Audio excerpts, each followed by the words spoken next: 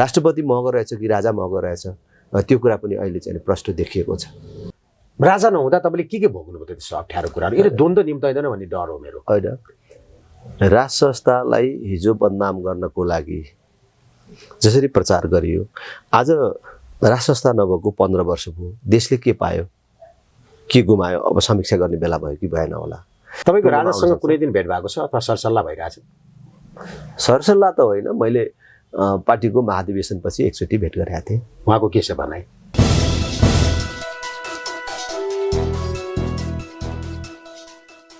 नमस्ते, सूत्र टिभीको सूत्र बहसमा म राजेन्द्र भट्ट यहाँलाई स्वागत गर्दछु। यतिखेर नेपाल स्थानीय निर्वाचनको सदगर्मीले तातेको मात्रै छैन, मौसमले पनि तातेको छ। गठबन्धनदेखि एक्लै मैदानमा उत्रनेहरू पनि स्वतन्त्र उम्मेदवारहरू सबैजना यतिखेर चुनावी सरगर्मीमा छन्। तर यतिखेर एउटा नौलो भएको छ यो राजनीतिमा।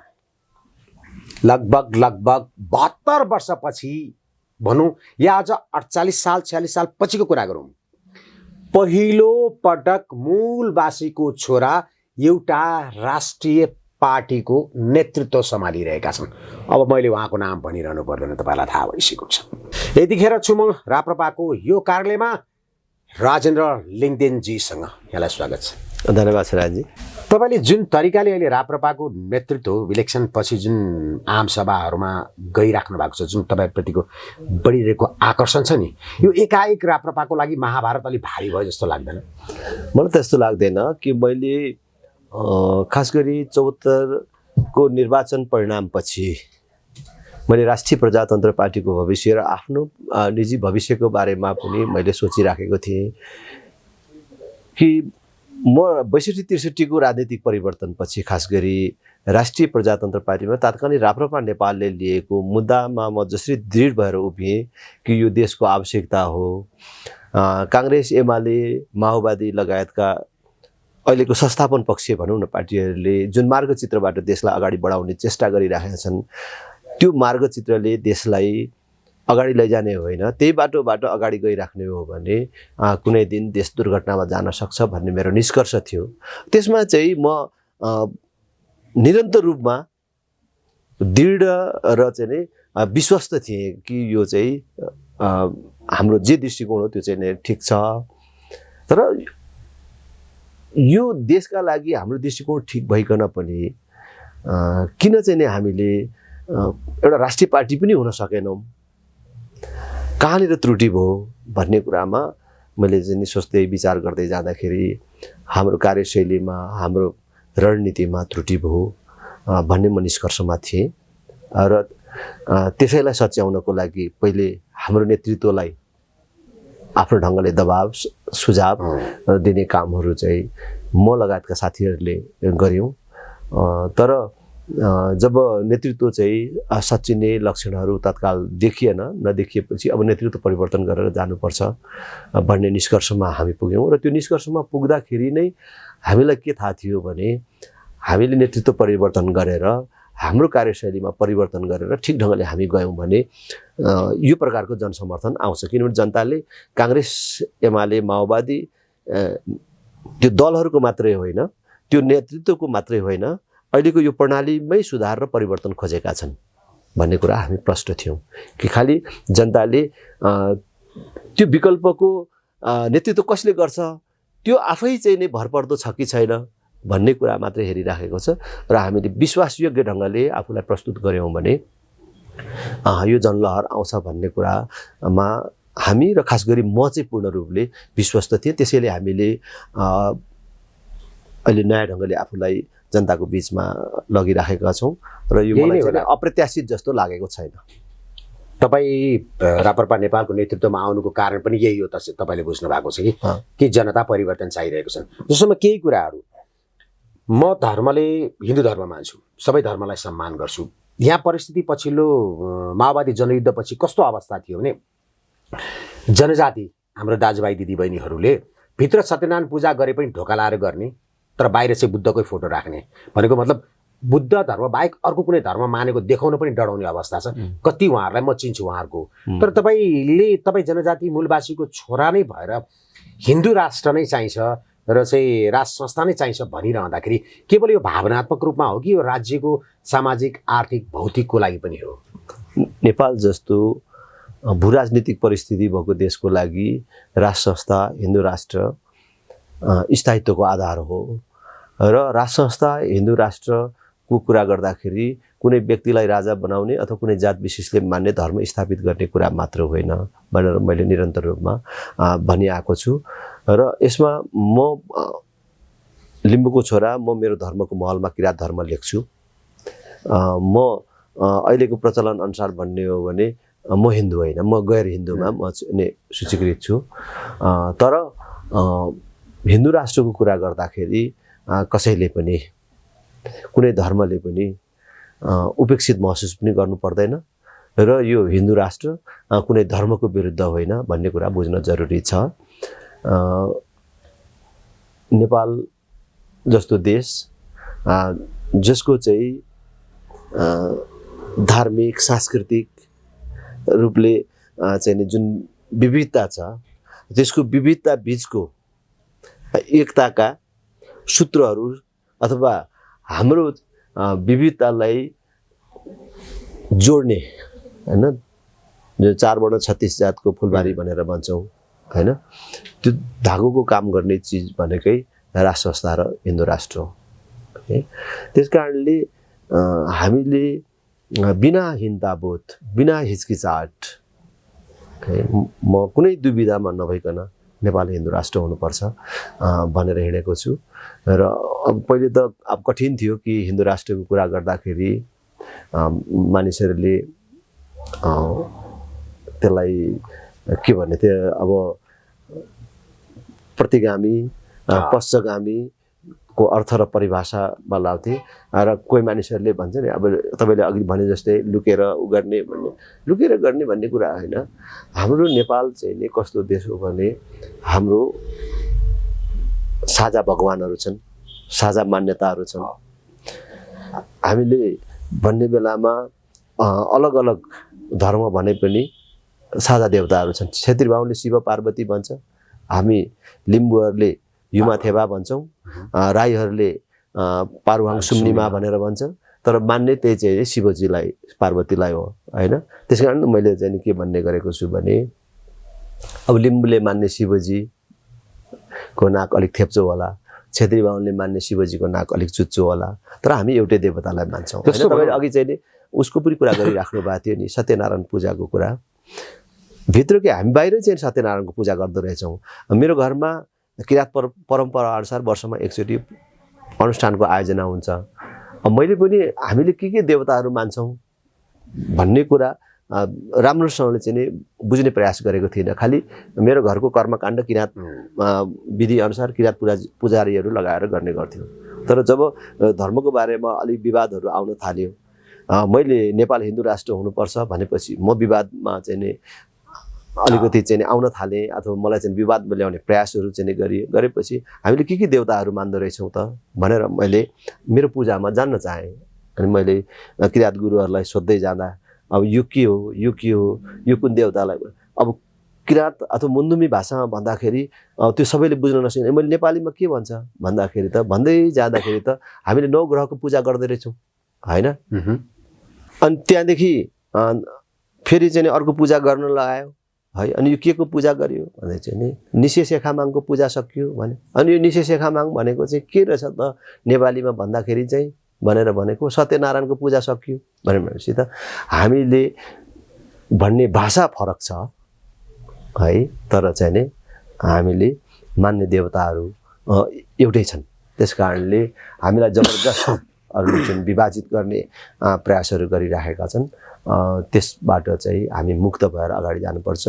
हिन्दू राष्ट्र फेरि पनि भन्छु हामी सबैलाई जोड्ने चिज हो र हाम्रो पहिचानसँग हाम्रो एकतासँग सम्बन्धित विषय हो। जस्तो अहिलेको आजको युगमा यो जुन भनौँ 21औं 22औं शताब्दीको नजिकमा छौँ हामी, यतिखेर मान्छेहरूलाई के छ भने आस्था विश्वास धर्मको भन्दा पनि यसले हिन्दू राष्ट्र नेपाल भयो भने नेपाललाई हिन्दूहरू सबै किसिमले सबै धर्मले फरक फरक माने पनि हामी अलमोस्ट उस्तै हौँ भनिरहँदा पनि जस्तो बेलायतले क्रिस्चियन किङडमबाट उसले अर्बौँ खर्बौँ डलरहरू वर्षभरिमा उसले क्रिसमसकोमा टुरिस्ट मगाउँछ, राजा दरबार हेर्न मगाउँछ। त्यस्तो सम्भावना छ कि छैन त यो नेपालमा?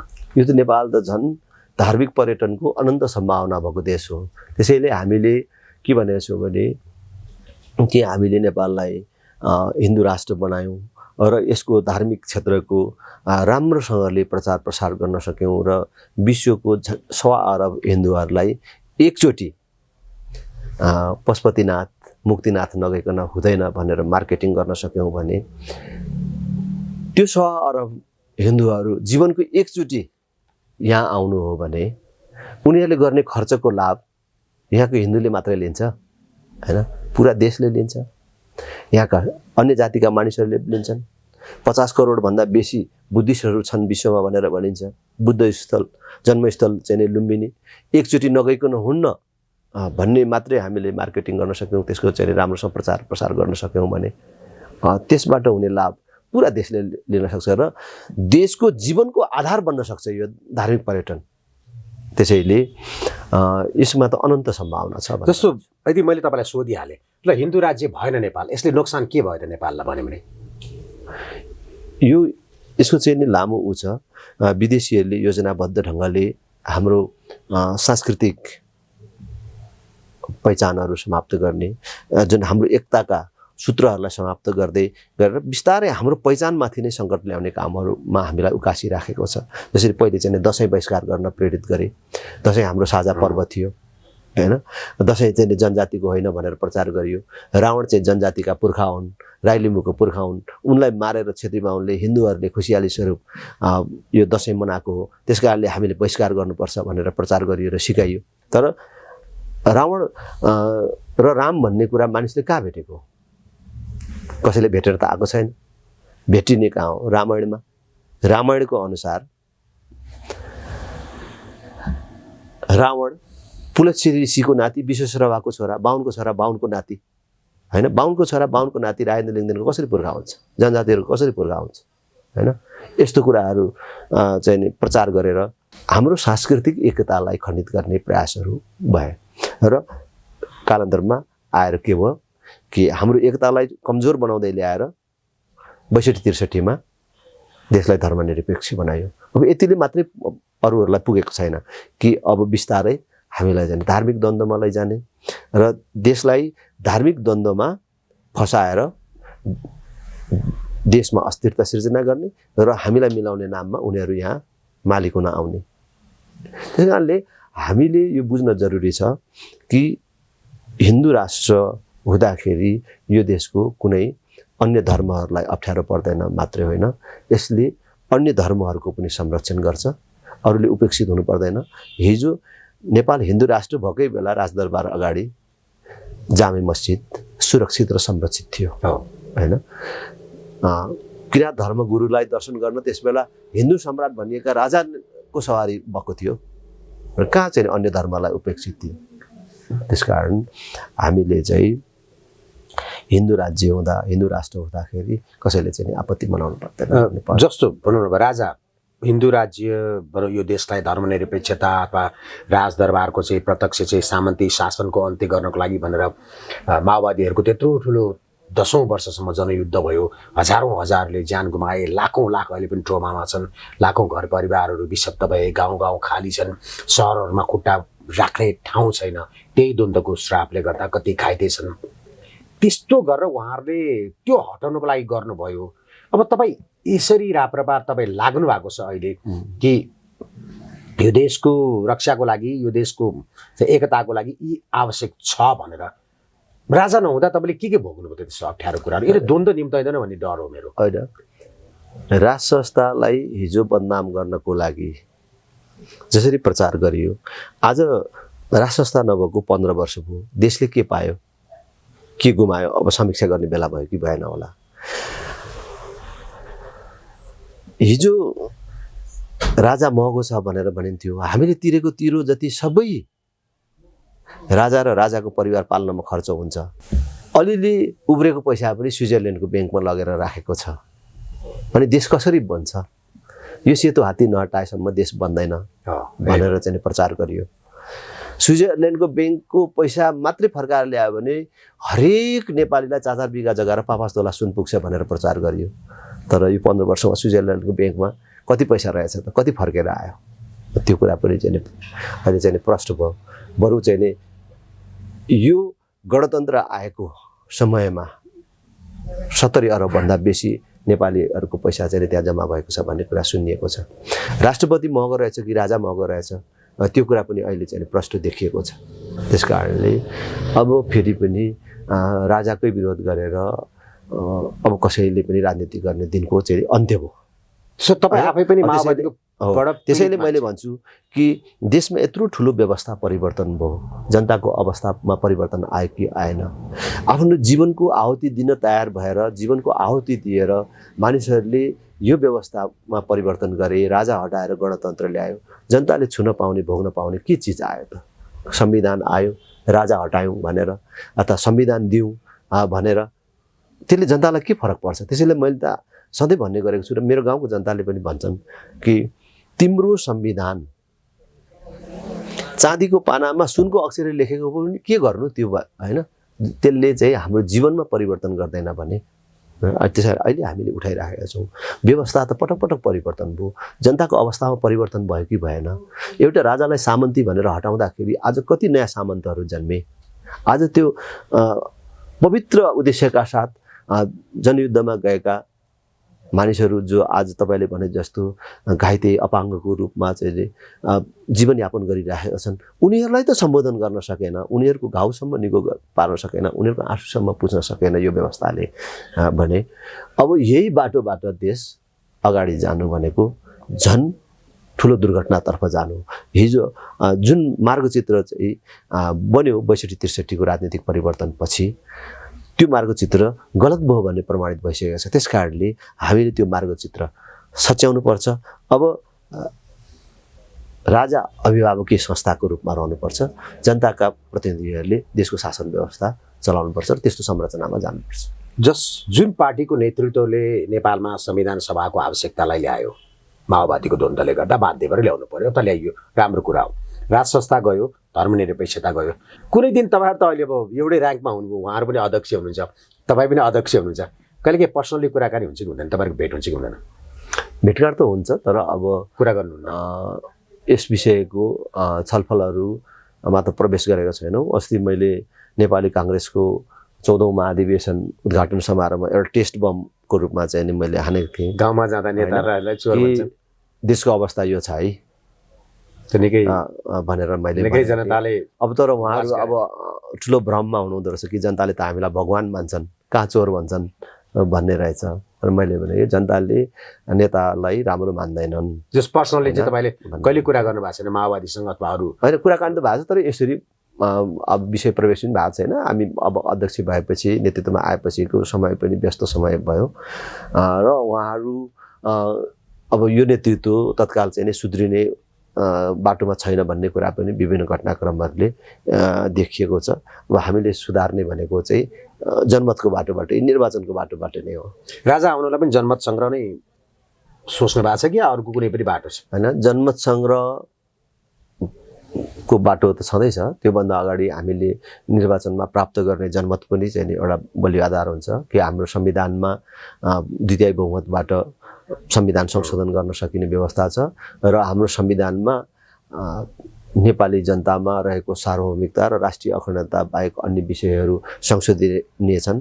यो गणतन्त्र, धर्मनिरपेक्षता, सङ्घीयता, यी सबै विषयहरू नेपाली जनताले आफ्नो प्रतिनिधिहरूको बाटोबाट कुनै पनि बेला संशोधन गर्न सक्ने व्यवस्था छ।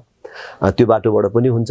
हामीले हाम्रो जस्तो दलहरूले द्वितीय बहुमत ल्याएर संशोधन गर्न सकिन्छ, त्यो पनि छँदैछ। र त्यो भन्दा पनि अझ राम्रो भनेको सबै दलहरूले सहमतिबाट कि त्यो त सम्भव होइन, त्यो त सम्भव होइन। हिजो चाहिँ गणतन्त्रको विपक्षमा भएको काङ्ग्रेस होइन, धर्मनिरपेक्षताको विपक्षमा भएको काङ्ग्रेस भनौँ, तत्कालीन एमाले नै भनौँ न, 47 को संविधानको पक्षमा भएको एमालेहरू, जसले चाहिँ गणतन्त्र, धर्मनिरपेक्षता, संहिताको त कुरै छोड्नुहोस्, संविधान सभाबाट संविधान बनाउने भनेर संविधान सभाको निर्वाचनसम्मलाई उनीहरूले अस्वीकार गरे। हैन। तत्कालीन माओवादीले विद्रोहमा जानुभन्दा अगाडि 40 बुँदे माग राखेर एउटा प्रमुख मागको रूपमा संविधान सभाको निर्वाचनलाई उनीहरूले मागेका थिए। त्यतिसम्म त नमानेर उनीहरूले देशलाई पुरै द्वन्द्वमा धकेले। 10 वर्षीय जनयुद्धमा देश चाहिँ नै फस्यो। आखिर फेरि त्यही काङ्ग्रेस एमाले संविधान सभालाई स्वीकार गरे भने आवश्यकता भयो भने यो सम्भव छ हैन, दलहरूले स्वीकार गर्न सक्दो रहेछन् भन्ने तपाईहरु त्यो पनि तपाईले टेस्ट गरिसक्नु हैन भन्ने कुरा त सबैले प्रमाणित गरेको छ। त्यसकारण सबभन्दा बलियो समय हो र काङ्ग्रेस एमाले माओवादीमा कुनै दिन चेत आयो कि हामीले हिँडिराखेको बाटो गलत रहेछ, यो मार्गचित्र गलत रहेछ, अब देशलाई धेरै क्षति दिनु हुँदैन र कुनै पनि शक्तिलाई पाखा राख्नु हुँदैन, सबैलाई समेटेर जानुपर्छ भन्ने निष्कर्षमा पुगेको दिन त सहमतिबाटै सबै चिज। तपाईको राजासँग कुनै दिन भेट भएको छ अथवा सरसल्लाह भइरहेछ? सरसल्लाह त होइन, मैले पार्टीको महाधिवेशनपछि एकचोटि भेट गरेका थिएँ। उहाँको के छ भनाइ? त्यसो केही छैन, देशमा राम्रो होस्, शान्ति होस्। जस्तो हामीले उहाँलाई जुन अहिले पछिल्लो समय मिडियामा देखेका छौँ त्यही स्वरूप हो? कस्तो देख्नु भएको छ थाहा छैन, उहाँ एकदम साधारण, तर के भने साधारण आम नागरिकको स्वभावमा राजा चाहिँ देशको अवस्थाको बारेमा चिन्तित हुनुहुन्छ। हामीले जुन सेक्रिफाइस गर्यौँ अथवा जे अपेक्षाका साथ देशमा शान्ति, स्थिरता, विकास जस्ता चिजहरू हुन्छन्, जनता सुखी हुन्छन्, खुसी हुन्छन् भनेर हामीले चाहिँ छोड्यौँ, तर त्यो ढङ्गमा देश गएन। देश झन्झन ओह्रालो लाग्दै गयो भन्ने कुरामा चाहिँ चिन्तित देख्छु। जस्तो भोलि पनि भनौँ न, जस्तो उहाँले पछिल्लो समय उहाँले एकपटक त शेरबहादुर देउवाज्यूको प्रधानमन्त्री हुँदै पनि असक्षम भनेर हटाएर उहाँले आफ्नो सत्ता नेतृत्वमा लिनुभयो। तपाईहरूले बल भनौँ न, तपाईहरूले यत्रो मेहनत गरेर दुःख गरेर सबैलाई कन्भिन्स गराएर जनमतले पनि यदि राज संस्था पुनर्स्थापना भयो भने भोलि उहाँले त्यस्तो गर्न सक्नुहुन्न भन्ने के छ र? होइन, हिजोको राजालाई संविधानले नै केही त्यस्तो अधिकारहरू दिएको थियो होइन, त्यस्तो होइन। हिजो चाहिँ राजालाई संविधानले नै संवैधानिक राजा भन्ने पनि केही कार्यकारिणी अधिकारहरू दिएको थियो होइन। तर आज हाम्रो परिकल्पनाको राज संस्था विशुद्ध अभिभावकीय संस्थाको रूपमा रहन्छ, पूर्ण संवैधानिक संविधानको परिधिभित्र रहने होइन हुने हुनाले, र त्यो पनि फेरि सहमतिको राज संस्था हुने होइन, सबैले सहमतिबाट कायम गर्ने राज संस्था हुने हुनाले राजाले अब प्रत्यक्ष शासन गर्ने, अब राजाले प्रत्यक्ष रूपमा चाहिँ प्रधानमन्त्री मन्त्रीहरू फेरबदल गर्ने, अब त्यो चाहिँ कल्पना हामीले चाहिँ गरेको छैन र त्यो सम्भव पनि छैन। जस्तो जे भए पनि उहाँहरू त जन्मजातै सरकार होइन, उहाँहरूको कयौँ पुस्तादेखि देशको राजा महाराजा भएर आउनुभयो, शासन चलाउने प्रवृत्ति स्वभावबाट त्यो पछि हाबी हुँदैन भन्ने कुरामा तपाईँले कसरी विश्वस्त पार्नुहुन्छ? किनकि तपाईँ अहिले राज संस्था र हिन्दू राज्यको लागि अहिले देश दौडा गरिराख्नु भएको छ, तपाईँको पक्षमा जनलहर व्यापक रूपमा बढेको हामी देखिरहेका पनि छौँ। विधिले राज संस्था स्थापित हुने हो र विधिले राज संस्था चल्ने हो, त्यस कारणले त्यो कल्पनै नगरे हुन्छ, जनता ढुक्क भयो हुन्छ। त्यो त अभिभावकीय संस्थाको रूपमा रहने हो राज। अरू पार्टी जस्तो नेपाली काङ्ग्रेस पनि, जस्तो नेकपा एमाले पनि चाहिँ हिजोको जस्तो फेरि हुन्छ भनेर डराएर चाहिँ अहिले चाहिँ राज संस्थाको चाहिँ नामै सुन्न नचाहेको पनि त हुनसक्छ नि। जस्तो हिन्दू राज्यसम्म हुन सक्ला तर राज संस्था हुन सक्दैन भनेर उहाँले अभिव्यक्ति दिइराख्नु भएको बेलामा होइन, अब कसैले चाहिँ राज संस्था भए हुन्छ, हिन्दू राष्ट्र चाहिँ हुँदैन भन्ने छन्। अब त्यस्तो कुराको त्यसो त तपाईँको दाइले नै त्यही भनेर जानुभयो होइन, कसै त्यसको त्यसले गर्दाखेरि त्यसको चाहिँ नि केही छैन होइन। कसैले चाहिँ नि राज संस्थालाई प्राथमिकता दिन्छन्, कसैले हिन्दू राष्ट्रलाई प्राथमिकता दिन्छन्, त्यो व्यक्ति समूहका कुराहरू हुन्। तर हामीले चाहिँ नि राष्ट्रिय आवश्यकताको रूपमा हामीले राज संस्थाको कुरा गरेको हो र राज संस्था म फेरि पनि दोहोऱ्याएर भन्छु, अब नयाँ स्वरूपको राज संस्था हो भने अब सबै जेन्टलम्यान किङडम होइन, त्यो अभिभावकीय संस्था, मैले निरन्तर रूपमा भनेको छु, अभिभावकीय संस्थाको रूपमा रहने राज संस्था हो। तपाईँले राजनीतिभन्दा माथि हुन्छ, भोटभन्दा माथि हुन्छ, भोट चाहिँदैन, दलभन्दा माथि हुन्छ। जस्तै अहिलेको राष्ट्रपति जहाँ रहने हो त्यहाँ राष्ट्रपतिको ठाउँमा राजा रहने हो। त्यो अहिलेको राष्ट्रपति चाहिँ दलबाट जाने हुनाले जतिसुकै चाहिँ संवैधानिक रूपमा स्वतन्त्र निष्पक्ष भनेर हामीले परिकल्पना गरे पनि त्यो 5 वर्षको लागि मात्रै हुन्छ। त्यस कारणले 5 वर्षपछि के हुने र के गर्ने भन्ने कुराले फरक पार्छ होइन। अनि आफ्नो दलको स्वार्थसँग जति अलिकति साह्रो परेपछि पहिले जतिसुकै निष्पक्ष र स्वतन्त्र देखे पनि अन्ततोगत्वा आफ्नो दलको पक्षमा उभिने, अनि त्यो दलभित्र पनि विवाद भयो भने एउटा गुटको पक्षमा उभिने हुँदो रहेछ भन्ने कुरा त दुईटा राष्ट्रपतिबाट देखिसकियो। कारणले त्योभन्दा माथिको संस्थाको रूपमा चाहिँ हामीले राष्ट्र संस्थै हुनसक्छ, किनभने भोट चाहिँदैन, चुनाव लड्नु पर्दैन। तपाईँले त फेरि प्रत्यक्ष निर्वाचित प्रधानमन्त्रीको पनि परिकल्पना गर्नुभएको छ, सम्भव छ नेपालमा? असम्भव के छ र? हिजो असम्भव भनिएका चिजहरू धेरै चाहिँ सम्भव भए र देशको स्थायित्वको लागि र दीर्घकालीन समाधानको लागि आम जनताको चाहना पनि अहिले त्यही छ। भ्रष्टाचारको अन्त्य गर्नको लागि र यो सांसद खरिद बिक्री गर्ने, सांसदले मतदाता खरिद बिक्री गर्ने यो प्रचलनको अन्त्यको लागि प्रत्यक्ष निर्वाचित प्रधानमन्त्री नै चाहिँ उपयुक्त अहिले चाहिँ बजारमा छ। प्रत्यक्ष निर्वाचितमा तपाईँहरूको कुरा माओवादीसँग पनि मिल्यो, अनि नेपाली कङ्ग्रेस र एमालेमा त्यति यो मत बनिसकेको छैन। जति कुरा मिल्छ त्यति मिलाउँ, नमिलेको फेरि पछि मिलाउँ भन्ने राजनीतिक शैली त अपनाउनुहुन्न पछि गएर? उहाँहरूले भन्ने प्रत्यक्ष निर्वाचित प्रधानमन्त्री र हामीले अहिले प्रस्ताव गरिराखेको विषयमा धेरै फरक छ होइन, फरक छ। त्यसले गर्दाखेरि अब त्यो विषयमा कुनै दलसँग मिलेर जाने कुरा उठाउने भन्ने अहिले हाम्रो चाहिँ प्राथमिकतै छैन। पहिले हामीले आफूलाई स्थापित गर्ने, पहिलो कुरा जनतामा गुमेको हाम्रो चाहिँ विश्वास आर्जन गर्ने, अब यो कुरामै हामी केन्द्रित छौँ। यसपालिको यो स्थानीय निर्वाचनमा गठबन्धन गर्नुभयो कि गर्नु भएन? हामीले कुनै राजनीतिक दलसँग औपचारिक रूपमा गठबन्धन गरेको छैनौँ।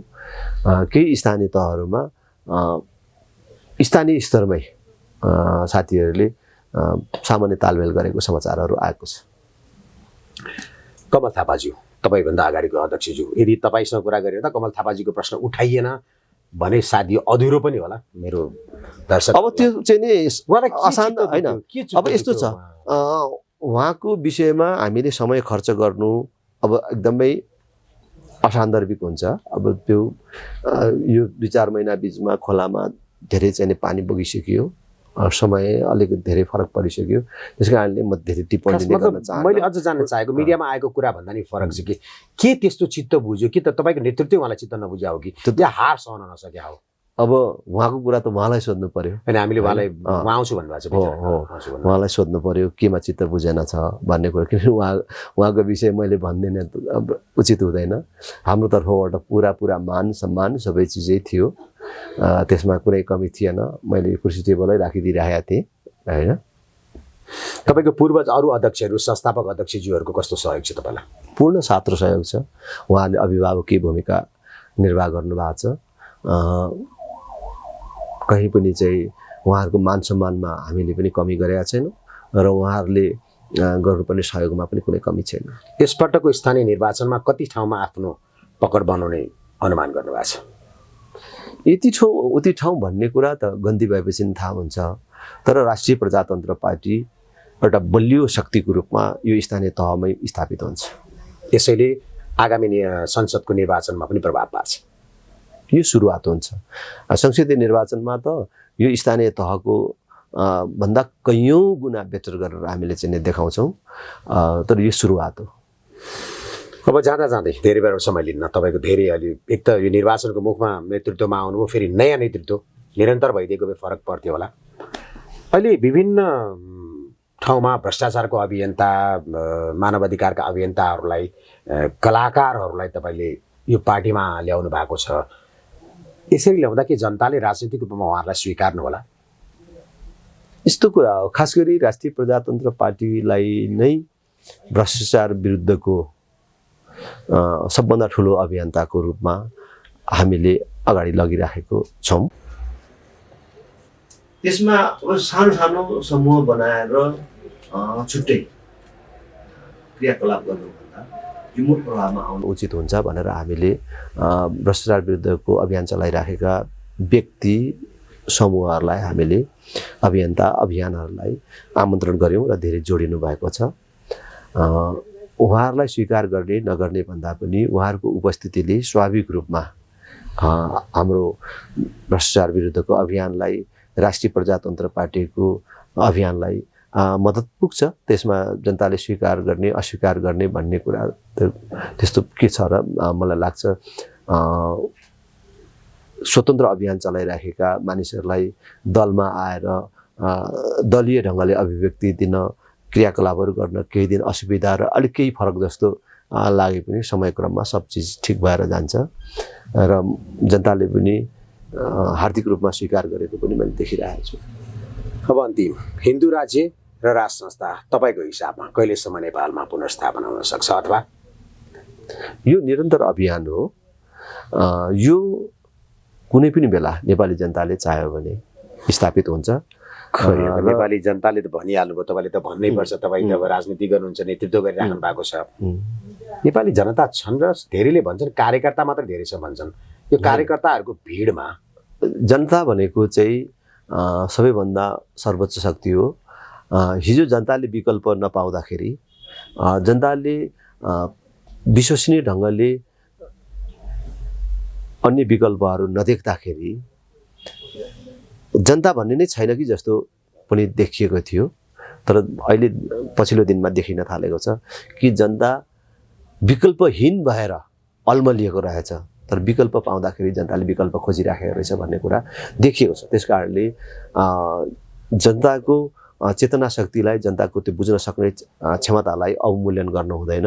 जनता सचेत छ, जनता बुझ्नेछ र जनताले मौका पाउने बित्तिकै आफ्नो शक्ति देखाउन सक्छ भन्ने कुरा त अहिले हामीले यो 2-4 महिनाभित्र गरेको गतिविधि र त्यसमा जनताको रेस्पोन्सबाटै देखिन्छ। त्यस कारणले खै जनता छ र भन्ने होइन। जनता कुनै पनि दलको गोठु गाईबस्तु होइन रहेछ, जनता कसैको गोठु गाईबस्तु भएर बस्न चाहँदैन रहेछ भन्ने कुरा देखिँदैछ। त्यस कारणले परिणाम चाहिँ नि अप्रत्याशित रूपमा अनपेक्षित समयमै आउन सक्छ है। भनेपछि नेपाली जनताहरू आवश्यकता पर्यो भने सबै स्वीकार तयार भएर बसे हुन्छ। एकदम। तपाईँलाई यति कन्फिडेन्ट कहाँबाट आउँछ? होइन, हामीले त जनताको मनोविज्ञान हेरिरहेका छौँ र हामीले जे विषय उठाइरहेका छौँ त्यो देशको आवश्यकता हो भन्ने निष्कर्षमा पुगेपछि उठाएको र हामीले जे कुरा गर्छौँ त्यसमा हाम्रो कुनै व्यक्तिगत स्वार्थ छैन, कुनै छलछाम छैन। त्यस कारणले पनि यो जनताको विषय हो, देशको विषय हो, देशको मुद्दा हो। यसमा त जनता चाहिँ ढिलो चाँडो आउँछ भन्ने कुरा त हाम्रो आफ्नो निरन्तरको विश्वास छँदैछ नि। हुन त तपाईँ धेरै पटक आक्रमणमा परेर धेरै पटक मरेर पनि बाँचेर आउनु भएको। हुन त यो तपाईँले भनिराख्नुहोस् तपाईँको बोनसको लाइफ हो। अब त कसैले मार्न सक्दैन। अझै पनि त्यही लाग्छ कि अब कसैले मार्न सक्दैन? मार्न चाह्यो भने मरिन्छ पनि होला, अजम्बरी त को छ र होइन। तर कसैले मार्छ कि भन्ने कुरामा मेरो चिन्ता रहँदैन। मृत्युको अनुभव भइसक्यो र मैले जे मेरो निर्धारित समय लिएर आएको छु त्यो कसैले चाहिँ नै तलमाथि गर्न सक्दैन। मलाई चाहिँ 2 दिन थपिदिन पनि सक्दैन, 2 दिन अगाडि लान पनि सक्दैन। हस्, यहाँलाई धेरै धेरै धन्यवाद। तपाईँ एकदम व्यस्त हुनुहुन्छ मलाई थाहा छ। यतिखेर चुनावको माहौल छ, देश दौडामा तपाईँहरू हुन्छ। तपाईँहरूको पार्टीप्रति बढ्दो जनलहरलाई तपाईँले सम्बोधन गर्नुहुन्छ। पार्टी प्रवेशमा पनि तपाईँको अझै पनि हात रातै छ। अघि आमा आउँदा रातो टिका पनि यहीँ थियो, यो पनि रोकिएका छैनन्। फेरि पनि तपाईँलाई शुभकामना। हस्, धेरै धेरै धन्यवाद।